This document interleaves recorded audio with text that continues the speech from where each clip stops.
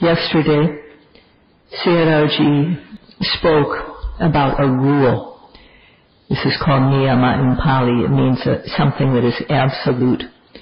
A rule for yogis who are practicing to observe in the practice.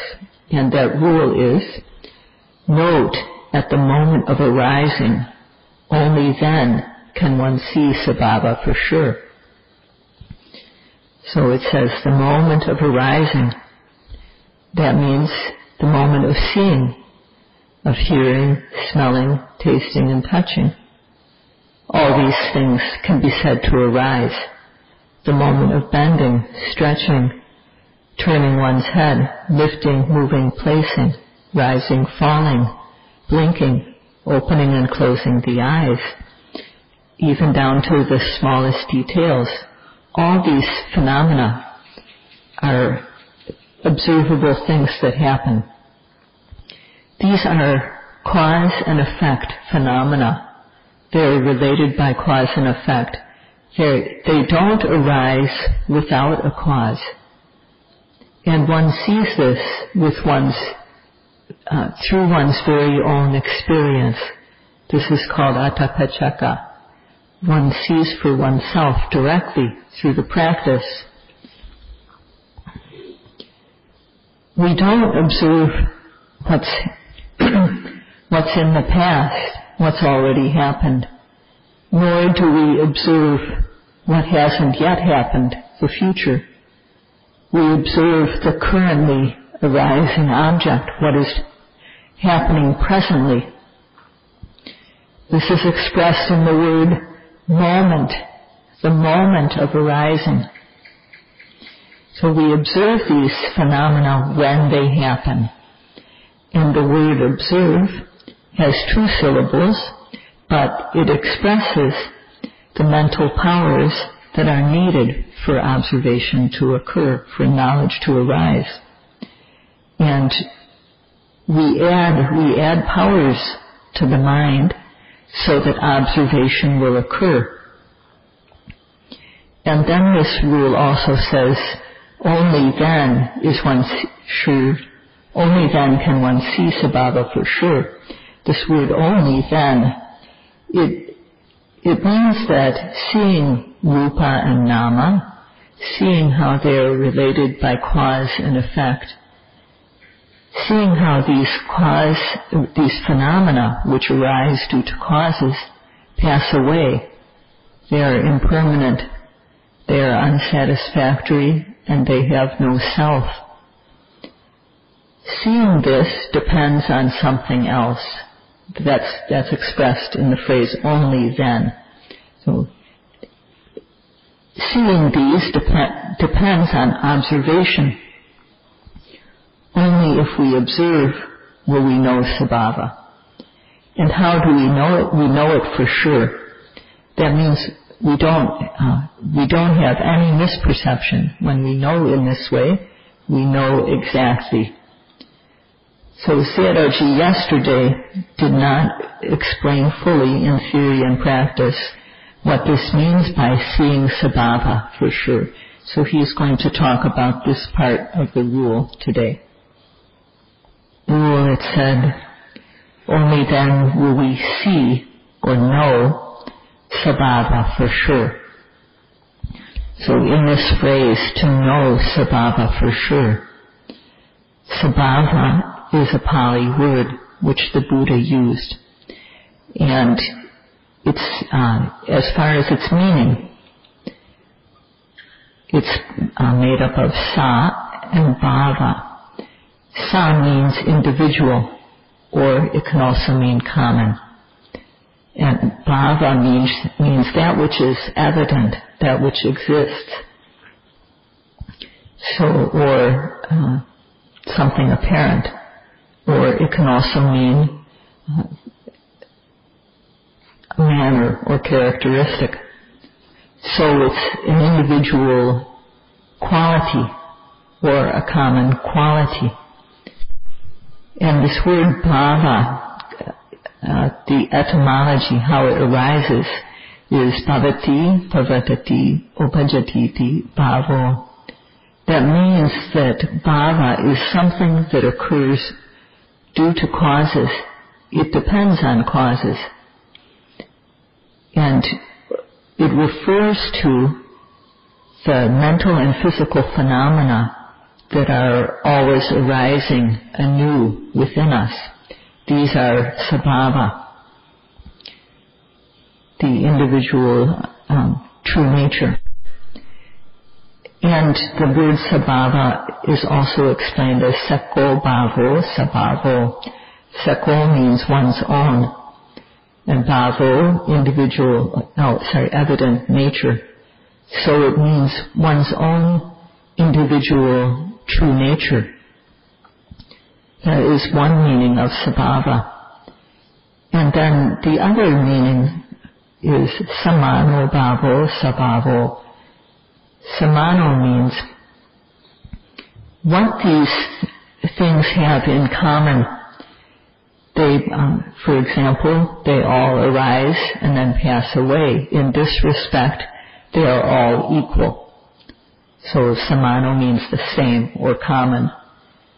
So this is, if we think of the word in terms of its second meaning, it means the characteristics which are common, the quality, common quality. So the first meaning is individual quality or individual nature. The second is common quality or common nature. And these two, the Buddha made the distinction between these two meanings of the word sabhava. And Sayadaw is going to explain this with an example. Sayadaw said that in one's being, rupa and nama, physical and mental phenomena, are occurring together all the time. And between these two, rupa and nama, rupa, the physical, is more obvious than nama, the mental. So we need to observe rupa. And among all physical phenomena, there are the basic building blocks of the four elements. And then there are other types of physicality that are based on these four, such as the eye, the ear, the nose, and so on. Between these two types of rupa, the four basic elements are the more easy to see. The four elements, Patavi, the earth element, has the qualities of hardness, coarseness, softness, and gentleness. If we feel a bony area in our body, it'll feel hard, firm, or coarse. And other parts of the body, other things are like this too. We can think of other things that are basically hard. If we feel a muscle or if we feel a fleshy area, it will feel soft and gentle, relatively. So these qualities are evident. The water element, it's flowing, wet, solid. We see it in things like tears. So in that way, it's very evident. But we don't perceive it separately from the other three elements. When things are together as a lump or in a unit, then the quality of the water element is evident. So, for example, the hardness is characteristic of Patavi. So if we have hardness that's occurring together in a lump, that lump, the reason for the hardness to be in a lump, a unit, is because of the water element that binds the hardness together. But water is subtle, so we can't see it as something separate. We see it when it occurs together with something like hardness, or there might be something that is hot and solid, or cold and solid. And in these two, it's the water element that is making the thing appear as a unit. For example, when we sit, our rear end becomes hot and solid. And this is an example of the solidity, making it a unit, is the water element. These qualities are evident. And we may feel something that is stiff and solid, stiff and like a unit, or extended and solid. These qualities of stiffness or extension are due to the air element, Vayodhatu. But the fact that it's seen as a unit is due to the water element. The water element, because of its very fine nature, is only seen when it's in combination with Patavi, Tejo, and Vayu, the earth, temperature, and air elements, which are more obvious. So yogis need to know this theory. Among the four elements of earth, temperature, air, and water, the most obvious of these is Vayodhatu, which has the qualities of stiffness, tension, supporting, vibration, displacement, the air element. This is the air element. So now, in the sitting, when we're sitting, due to the in-breath and the out-breath, the abdomen moves. The abdomen becomes expanded and then relaxed. The presence of the air element is evident, Vayodhatu. When we pump air into a ball, the ball becomes stiff and hard. It becomes extended. And when we let the air out, the ball becomes floppy or relaxed. So when are these qualities evident? They're evident in the moment of the rising. There's stiffness and tension. In the moment of the falling, there's relaxation. These are the qualities of the air element, and these are evident, these are obvious. To know the air element, Vayodhatu, when it occurs in our being, we have to follow at the very moment of rising, at the moment of falling.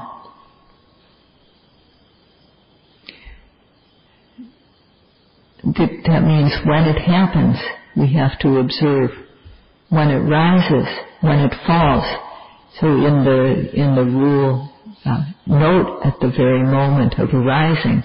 This is what we mean by the moment of arising, the moment of rising, the moment of falling.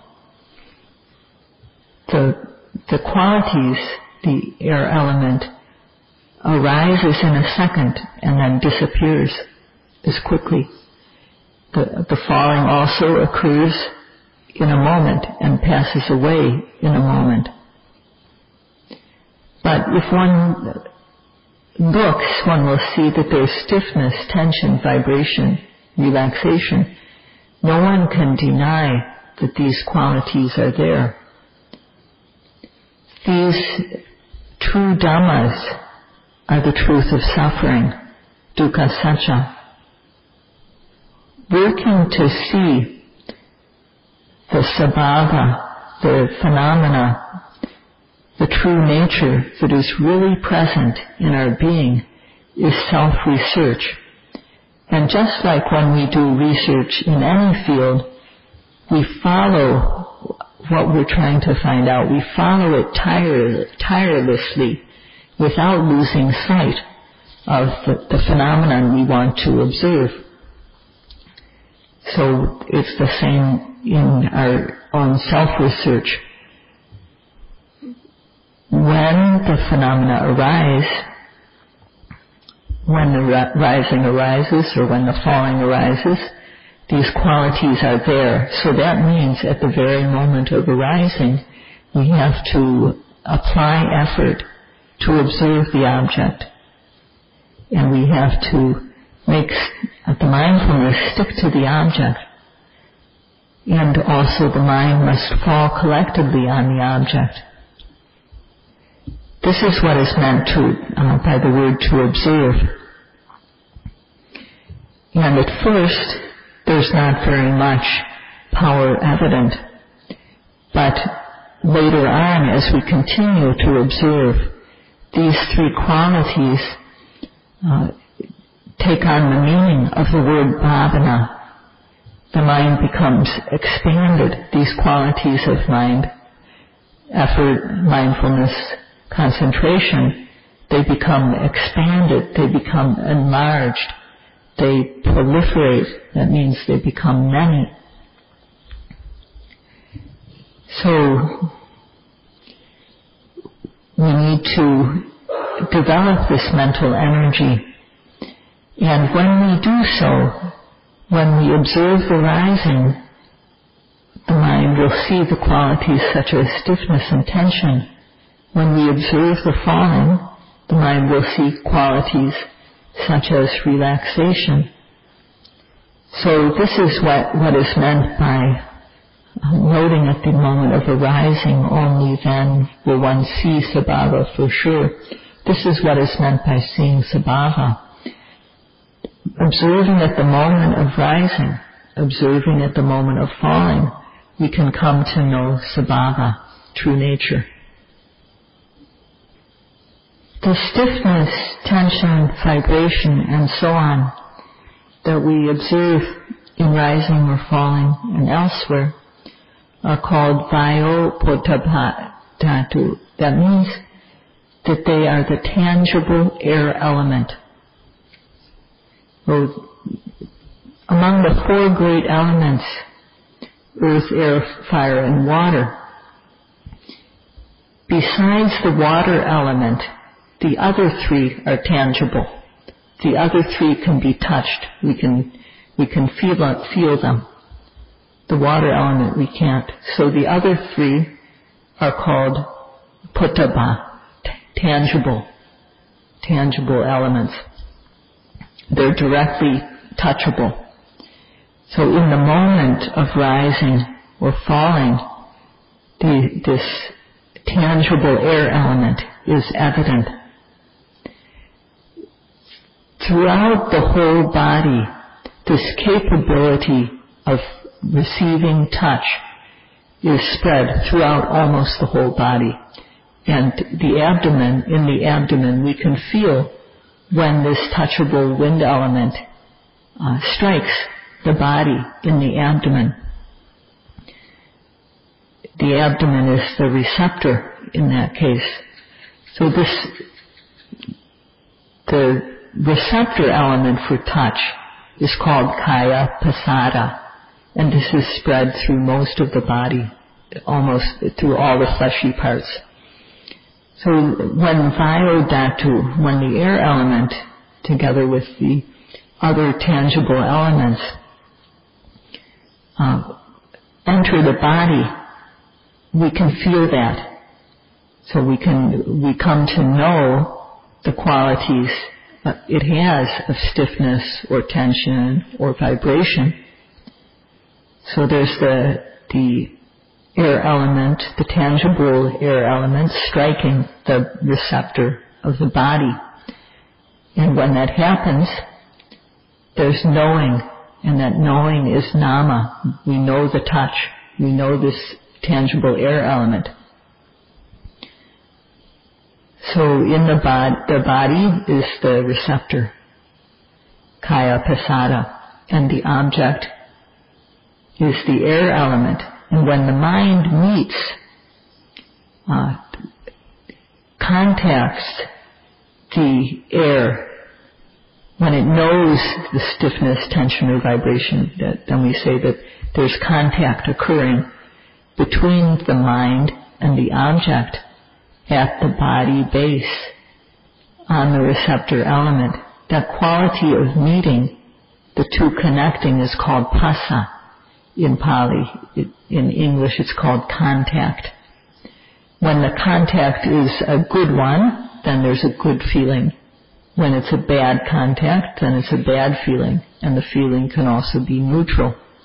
This quality of being good to experience, bad to experience, and neutral is called Vedana in Pali. So the mental things that occur in the moment of touching are knowing the touch, contact, and feeling. These arise. So in the moment of rising or in the moment of falling, the tangible air element, which is rupa, strikes the body base, kaya pasada. And when that happens, one knows the touching. One knows there's touch consciousness, touch contact, and feeling. These three mental qualities arise. If we analyze what happens at the moment of rising, there's the base, the striker, and the spark. The base and the striker are physical, rupa, and the spark is mental, nama. Spread throughout the abdomen is the ability to receive the tangible air element. This kaya pasada is actually spread throughout the body. So throughout the abdomen too, this receptive ability exists. And although it's hard to put your finger on it, so to speak, and a simile for this is that when you walk in front of a mirror, an image arises. We see the image. We don't see the mirror. We see the image on it. And the body base, the receptor that we call kaya pasada, is like this. It's like a mirror that makes the tangible air element evident. It makes what strikes it evident. So we see it. We don't see this body base so easily, but we see, but it functions to make this object apparent. So the striker, the tangible air element, is also evident. And due to the tangible air element, the striker striking against the receptor element in the abdomen, there's stiffness or tension or movement, vibration. These become apparent. So we know this, we know the touch, we know stiffness, tension, vibration. This knowing is the spark, which is mental. So there's just these three in the moment of rising. There's the receptor, which is the abdomen. There's the striker, which is the tangible air element, potava vayu dhatu. These are both rupa, physical. And then there's touch consciousness, knowing the touch, and the contact between the mind and the tangible object, and the feeling, good, bad, neutral. These are nama, mental. To know these two, the rupa and nama, that occur in the moment of rising or falling, note, observe at the very moment of rising, observe at the very moment of falling, and then you will see Sabhava for sure. Is there hardness, softness, warmth, coolness?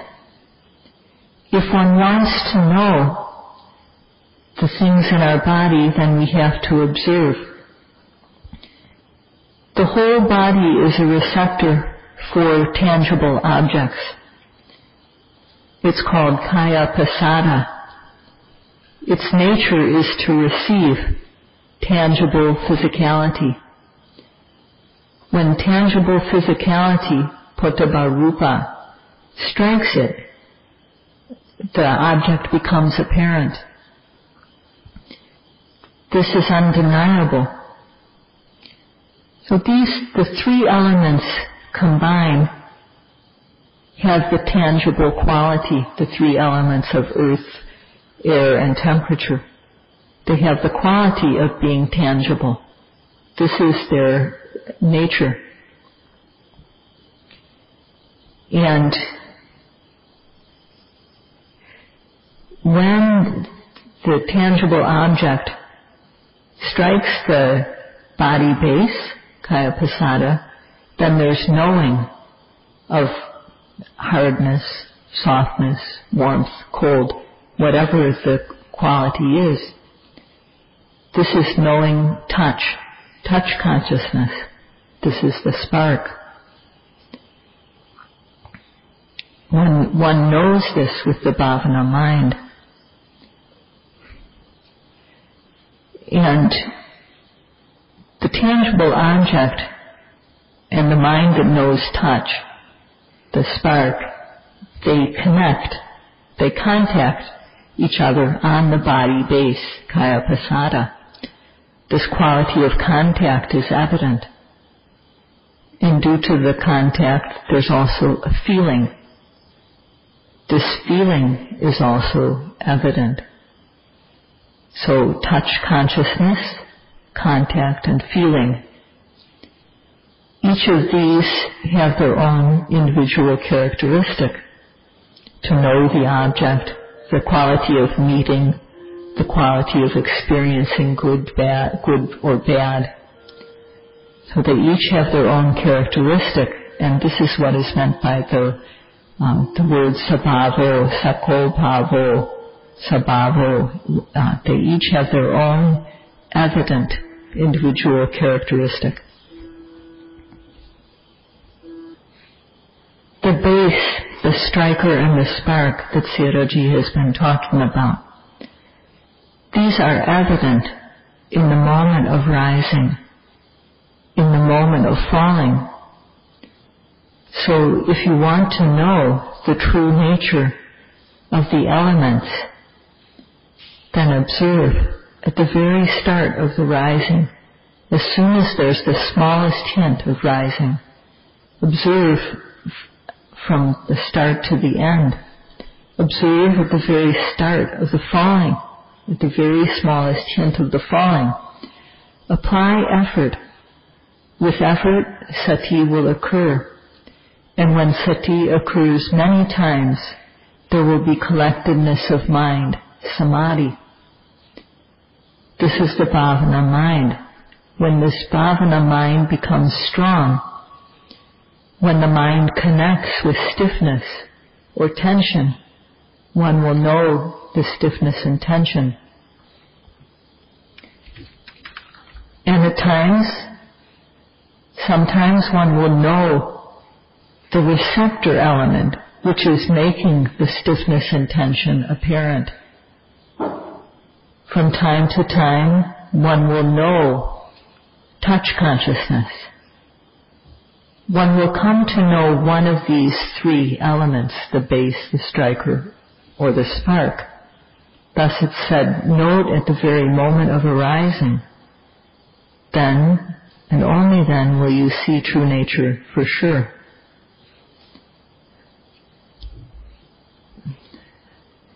So, to see nama and rupa, one has to apply effort carefully. And Sayadaw used the analogy of eating. When we eat, there are 6 types of flavors that can be in food. Sweet, sour, salty, hot, bland, bitter. Okay? All these things. And sometimes they occur in combination. So when we chew a morsel of food, there's a piece of food that is touching the tongue, and if we chew mindfully, if there's a sweet, if sweetness touches the tongue, we'll know sweetness. If a bit of something sour touches the tongue, we'll know sourness. If something hot touches the tongue, we'll know heat, the hot quality, the hot flavor. So these individual flavors are like the true nature that we experience in our own body. And therefore the individual, the true nature, Sabhava, is also sometimes called sarasa. Rasa means flavor. So sarasa means individual flavor. So therefore, to know the Sabhava, to know the individual true nature of phenomena that are occurring, we can't talk while we eat. We have to pay attention to the process of eating. And if we do this, our mind will become clear. We have to apply effort to keep our mind focused on the food. And only then will the taste become apparent. So, Sayadawji said, just like we shouldn't talk when we're eating. If we talk when we're eating, we won't be able to know the taste. And we can't just stare around. We have to focus, chewing one time after another, chewing carefully. The yogis have time to do this. There's time to develop knowledge by working carefully. If you do your work respectfully, then knowledge will arise. If a yogi doesn't work respectfully, though, well, you may know some of the food's taste from time to time, but not continuously. Whether one is a starting yogi or an old yogi with a lot of experience, when we observe the rising and the falling, as we're doing now, sometimes what we see is the form, sometimes what we see is the position, and sometimes we see Sabhava, true nature. The form in rising and falling is just the abdomen. And the position is the expanded position of rising, the collapsed position of falling. That's what is meant by position. So both the form and the position are not true nature. Sabhava, or true nature, are qualities such as stiffness, tension, vibration, movement. These are three ways in which we see. These are three kinds of physicality. At the start of our practice, sometimes we see the form. Sometimes we see the position, whether the abdomen is rising or falling. And sometimes we see Sabhava, the true nature. But it's not clean yet. It's mixed in with form and position. But however it is, these are the three things, the three ways in which we see when we try to observe the rising and the falling. So we need to say, when we meet the teacher, what is it that we see when we look at the abdomen and observe rising and falling? Can we get there when the abdomen is rising? Can we get there with our mind? Do we make the effort to observe the rising and the falling? Is our mindfulness steadfast, connected with the rising and the falling? So when we look, what do we see? If we see the abdomen, we say, I see the abdomen, Bhante. If we see the fact that it's expanding or relaxing or collapsing, that it's rising or falling, we say, I see it's rising. I see the falling. And if sometimes we see the qualities of stiffness or tension or vibration, then we say, I see stiffness, I see tension. So you should say whatever is evident to you when you make the attempt to observe the rising and the falling. Respectful yogis do this. So when the rising arises, look at it, what do you see? When the falling happens, look at it, what do you see? In the lifting, when the foot lifts up, observe it, what do you see? Do you see the leg? Do you see the position of lifting up? Do you see qualities such as lightness? When the foot moves forward, do you see the leg?